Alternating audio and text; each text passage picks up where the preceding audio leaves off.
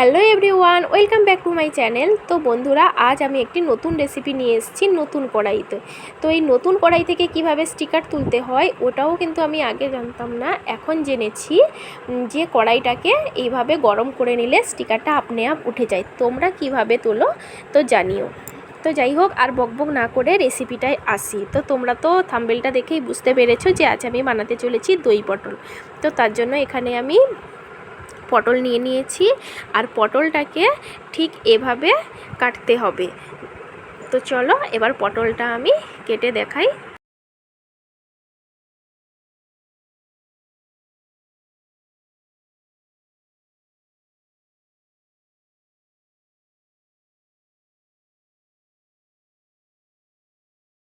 তো পটলগুলোকে এই রকমভাবে ছাড়িয়ে পেছনে কেটে নিয়েছি, কারণ মশলাটা ভালোভাবে ঢোকার জন্য। তো সব পটল আমার এখানে ছাড়ানো হয়ে গেছে। তো ভালোভাবে ধুয়ে এখন আমি লবণ হলুদ মাখিয়ে রেখে দিচ্ছি। তো তারপর এখানে একটা মশলা তৈরি করব। তো তার জন্য নিয়ে নিয়েছি কিছুটা পরিমাণ কাজু বাদাম, আর নিলাম কাঁচা লঙ্কা। তো এটাকে এখন আমি পেস্ট বানিয়ে নেব। তো এখানে আমি পেস্ট বানিয়ে নিয়েছি, আর এর মধ্যে এখন দই অ্যাড করে দিব। তো দইটা দিয়েও ভালোভাবে পেস্ট করে নেব। তো কড়াইটা নতুন ছিল তাই ভালোভাবে ধুয়ে বসিয়ে দিয়েছি। এখন কড়াইটাও গরম হয়ে গেছে। তো কড়াইয়ের মধ্যে তেল দিয়ে এখন লবণ হলুদ মাখানো পটলগুলো ভালোভাবে ভেজে নিব। আর এদিকে এখন আমি পটলগুলো ভেজে নিব, ওইদিকে আরও দুটো মশলার পেস্ট হবে। তো একটা হচ্ছে আদা, তো কিছুটা পরিমাণ আদা নিয়েছি আমি, আর আদাটা এখানে গ্রেট করে নিয়েছি। তো আদাটা আমি এখানে গ্রেটারের সাহায্যে গ্রেট করে নিয়েছি। তোমরা কেউ চাইলে আদাটা বেটেও নিতে পারো। আর এই দিকে আর একটা মশলা তৈরি করব। এটা কিন্তু পেস্ট করব না, এটা জাস্ট একটু জল দিয়ে ভিজিয়ে রেখে দিব। তো এখানে আমি নিয়েছি জিকে ধনিয়া গুঁড়ো, জিকে জিরে গুঁড়ো, আর নেব কাশ্মীরি রেড চিল্লি পাউডার ও হলুদ গুঁড়ো। সব কিছু একসঙ্গে ভালোভাবে মিক্সড করে জল দিয়ে কিছুক্ষণের জন্য ভিজিয়ে রেখে দিব, যাতে মশলাটা একটা পেস্টের মতো হয়ে যায়। তো এইদিকে এখন মশলাটা আমি পেস্ট করে নিয়েছি, আর ওইদিকে আমার পটলগুলো সুন্দর লাল লাল করে ভাজা হয়ে গেছে। এখন পটলগুলোকে আমি তুলে নেব।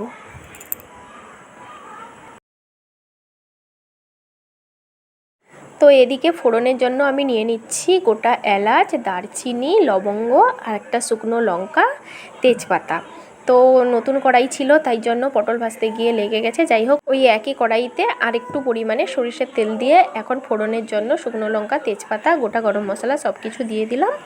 আর এখন ওই গ্রেট করা আদাটাও দিয়ে ভালোভাবে একটু ভেজে নেব। আদাটা একটু হালকা ভাজা হয়ে গেলে তারপর ওই যে পেস্ট করা জিরে গুঁড়ো, ধনের গুঁড়ো, ওইগুলো সব কিছু অ্যাড করে দিব। তো এখন ভালোভাবে মশলাটা কষিয়ে নেব। তো এই মশলাটা কষানো হয়ে গেলে ওই দিকে যে দই, কাজু বাদাম, কাঁচা লঙ্কা পেস্ট করে রেখেছিলাম, ওই মশলাটা দিয়েও ভালোভাবে কষিয়ে নেব। তো মশলাটা ভালোভাবে কষানো হয়ে গেছে। এরপর পেস্ট করে রাখা দই, কাজু বাদাম, লঙ্কার যে পেস্টটা ছিল এখন ওটা অ্যাড করে দিব। আর দই যেখানে থাকবে সেখানে কিন্তু গ্যাসের ফ্লেমটা লো টু মিডিয়াম রাখতে হবে, কারণ হাইতে রাখলে দইটা ফেটে যাওয়ার সম্ভাবনা থাকে। তো এখন এই মশলাটাও আমার ভালোভাবে কষানো হয়ে গেছে। এখন আমি পরিমাণ মতো লবণ অ্যাড করে দিলাম।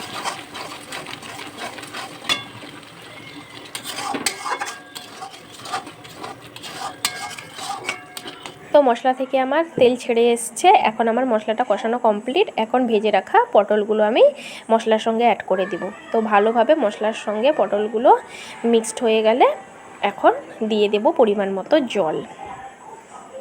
তো এভাবে ভালোভাবে কষিয়ে এখন আমি জল অ্যাড করে দিলাম।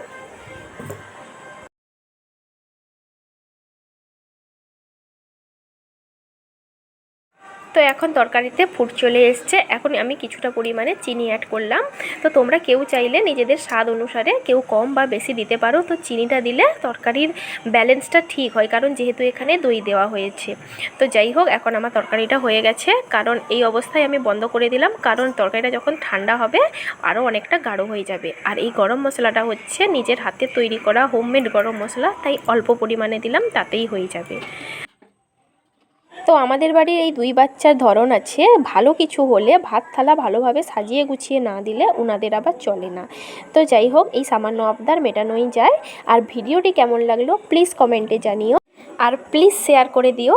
দেখা হবে নেক্সট কোনো ভিডিওয়। আর চাইলে একবার বাড়িতে ট্রাই করতে পারো, বেশ ভালোই হয়েছিল। দুজন এবার খেয়ে বলো দেখি কেমন হয়েছে।